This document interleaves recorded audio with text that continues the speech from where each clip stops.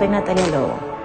Estoy aquí porque acepté la invitación de Médicos por Naturaleza para recordarles que el cáncer de mama es el más común entre las mujeres, pero es curable si se lo diagnostica a tiempo. Para eso es indispensable el control médico, la autoexploración periódica y la mamografía. Recuerda que con solo 2 minutos de autoexploración puedes salvar toda tu vida.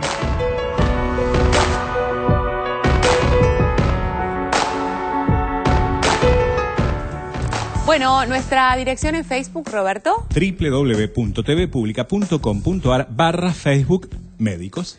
Bueno, recuerden que las campañas de concientización no terminan nunca. Esto no se remite a una época del año. Lo mismo que decíamos recién con el dengue, tenemos que recordar con el cáncer de mama. Hay que insistir y hay que trabajar y ser solidarios con que el vecino, nuestra amiga, nuestro padre, nuestra hija sepa y sean conscientes de que es muy importante realizarse los controles, porque un control realmente puede salvar sus vidas. Hoy estamos hablando de los problemas gastrointestinales y las famosas úlceras tienen un lugar especial. Fuimos a consultar al doctor Luis Viola, que esto nos decía.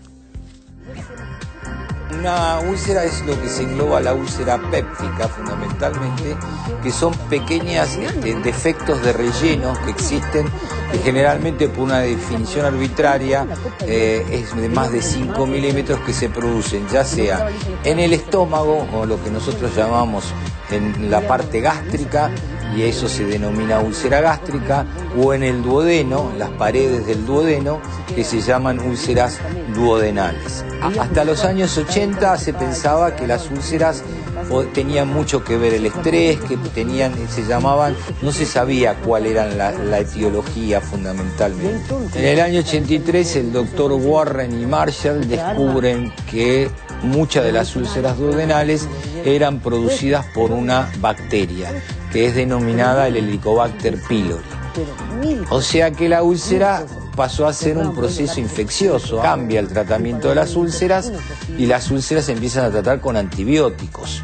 Las dos causas hoy fundamentales de producción de úlcera una es el Helicobacter pylori y la otra es la toma de antiinflamatorios o aspirina. Los síntomas de la úlcera son variables, pero fundamentalmente tienen lo que se refiere al dolor epigástrico, la panza en el medio de arriba del abdomen, ¿no es cierto? Es un dolor que nosotros llamamos hambre dolorosa. ¿Por qué? Porque calma cuando come. El paciente ulceroso generalmente necesita comer para calmar el dolor. Aparte de esto que es el dolor epigástrico, pueden haber otros síntomas, que son síntomas de náuseas, puede haber síntomas de gases, de distensión del estómago, si uno se siente hinchado.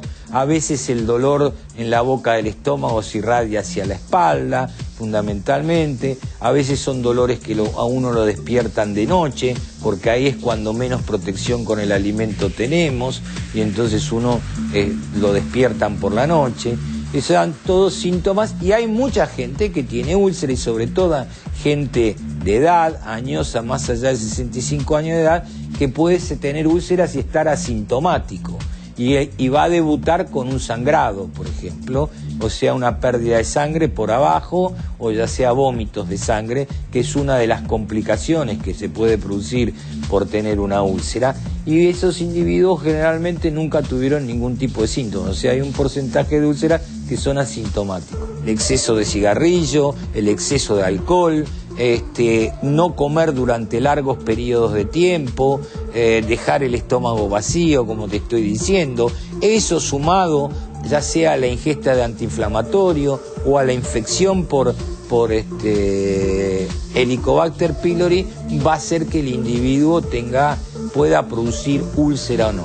La úlcera ahora hay cura, sobre todo si es por Helicobacter pylori. Antes lo que veíamos y lo que sabíamos de la historia, digamos, era de la úlcera que se repetía continuamente, y cada año o 2 años, sobre todo las úlceras duodenales, volvían a aparecer.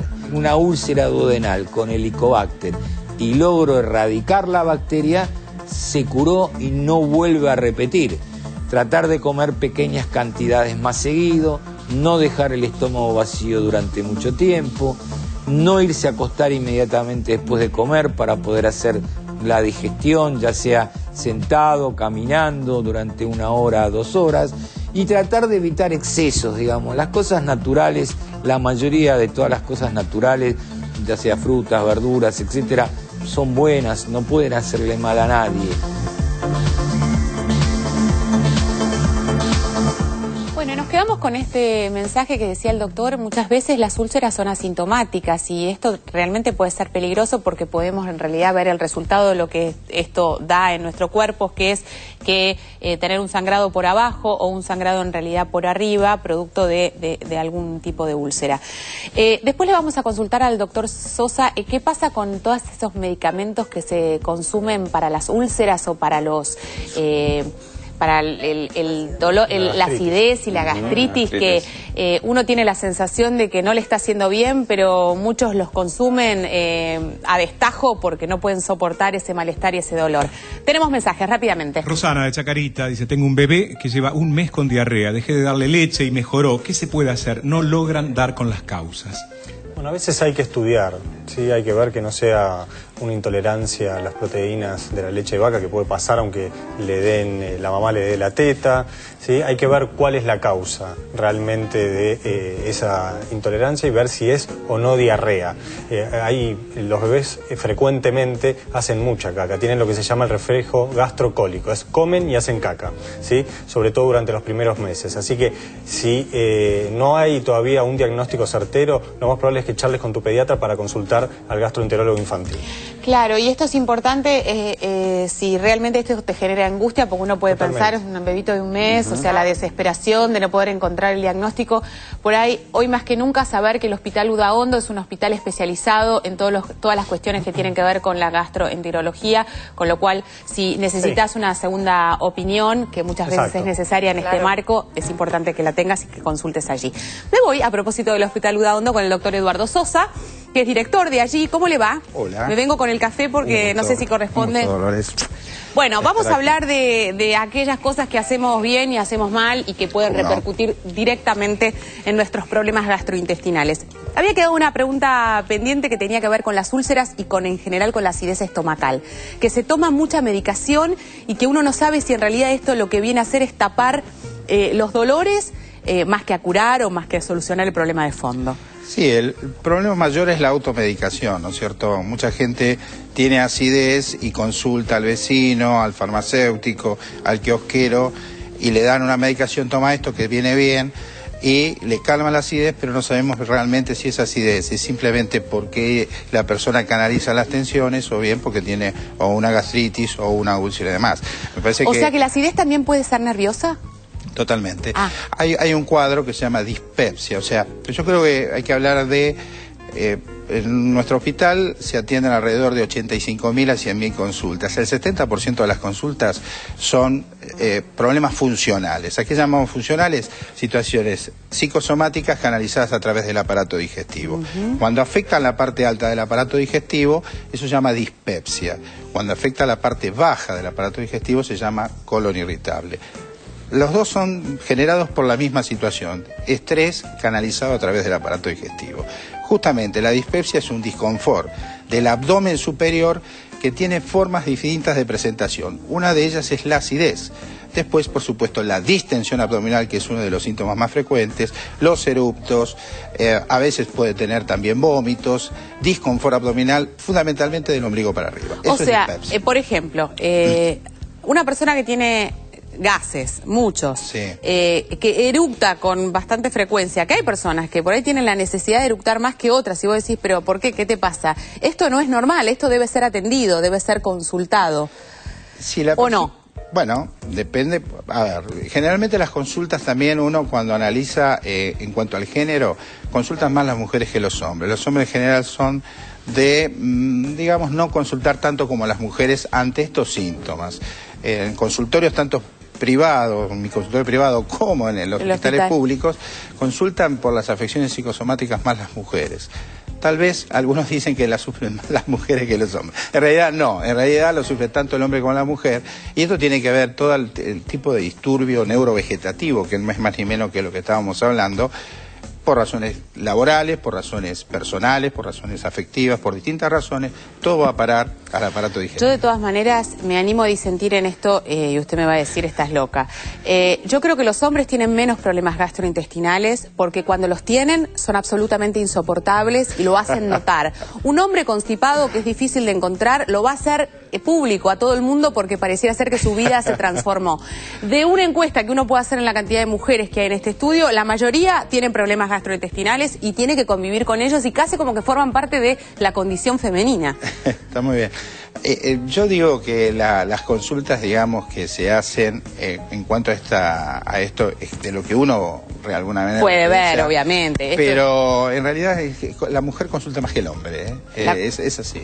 Bueno, y estos problemas que son por ahí tan cotidianos, tan normales, por ejemplo, como la constipación, como el colon irritable, como la acidez, como este malestar permanente que uno puede llegar a tener, ¿tienen solución? Por supuesto, por supuesto. Bueno, esto es lo más importante, saber que estas cosas tienen solución. Quería comentar antes el otro componente, el colon irritable, que también es tremendamente frecuente y, como decía hace un ratito, afecta la parte baja del aparato digestivo. ¿Qué se entiende por colon irritable? Es la presencia de dolor abdominal más algún tipo de alteración en la evacuación intestinal. Algunas personas están constipadas, otras tienen diarrea y otras tienen alternancia de diarrea y constipación. Siempre tiene que haber, para que la persona uno pueda tildarla de que es portadora de colon irritable, además del dolor, algún tipo de trastorno evacuatorio intestinal. Esa es la diferencia con la dispepsia, que es más de la parte alta, ¿no? Doctor, preguntarle, usted sabe, yo soy celíaca y, por ejemplo, mi madre tuvo un diagnóstico de colon irritable durante 40 años. Correcto. Hasta que tuvo un coma celíaco, obviamente. Y esto me da la sensación de que es más habitual, gracias a Dios está empezando a ser menos, porque la enfermedad celíaca es más conocida y los médicos saben de qué estamos hablando y por ende tienen esta opción como posible diagnóstico de la persona. Pero muchas veces el colon irritable queda como en un terreno en el que sí, tenés colon irritable y te tenés que acostumbrar a tener colon irritable. Y el paciente se queda con una sensación de no poder resolver su problemática. El tema del colon irritable y de la dispepsia es que nosotros decimos que es un diagnóstico también por descarte de enfermedad orgánica. A veces uno inicialmente hace un tratamiento con una dieta, alguna medicación de acuerdo al síntoma y ve qué pasa. Tiene que ver también, no es la misma una persona de 25 años que una de 65. Sí. Obviamente hay enfermedades prevalentes a mayor edad. Pero en realidad uno hace a veces pruebas, pero en general tiende a estudiar. Hoy le decía lo de la dispepsia, que tiene acidez y tiene distensión y demás. En general, cuando uno lee la definición es con endoscopia digestiva alta normal, o sea que no tiene ningún tipo de alteración en el estómago que le está generando la acidez, por lo menos orgánica, ¿no? Perfecto. Con respecto a la parte del colon irritable, uno puede tener colon irritable o dispepsia, pero también puede tener otro tipo de enfermedades. Puede ser que uno tenga un colon irritable y una enfermedad celíaca. La enfermedad celíaca... Ambas cosas. Ambas cosas, por supuesto.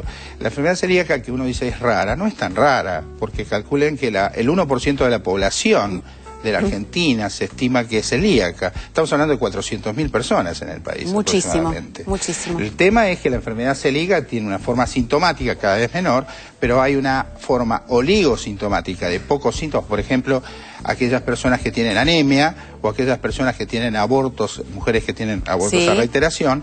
Esas personas, aunque no tengan trastornos digestivos, pueden ser perfectamente celíacos. Totalmente. Obviamente, hay personas que tienen enfermedad celíaca asintomática, no tienen ningún síntoma, y otros que tienen enfermedad celíaca latente, o sea que eso tiene que ver con los anticuerpos que se hacen para tratar de determinar la enfermedad, para hacer el diagnóstico de la enfermedad, y muchas veces la endoscopía con la biopsia que se toma del duodeno, o sea, de la que continúa el estómago para hacer el diagnóstico. Bueno, tenemos que hacer una pausa, pero después le queremos preguntar también al doctor Sosa, más allá de la enfermedad celíaca en lo particular, si hay muchos síndromes de mala absorción que puede tener una persona, y si esto también puede generar, a su vez, trastornos gastrointestinales. O sea, una persona puede venir combinado y producto de esto puede tener problemas de este tipo. En un ratito también la vamos a tener a la licenciada Andrea González, que nos va a contar qué debemos comer y qué repercute, digamos, la comida en nuestro intestino, en nuestro estómago, en lo que hacemos y debemos hacer. En un ratito nada más. Ya venimos. ¿Sabías que los órganos grandes y huecos del tracto digestivo poseen una capa muscular que permite que sus paredes se muevan? El movimiento de estas paredes puede impulsar los alimentos y los líquidos y mezclar el contenido dentro de cada órgano. Los alimentos pasan de un órgano a otro mediante un movimiento muscular que se parece a una ola del mar moviéndose por el mundo.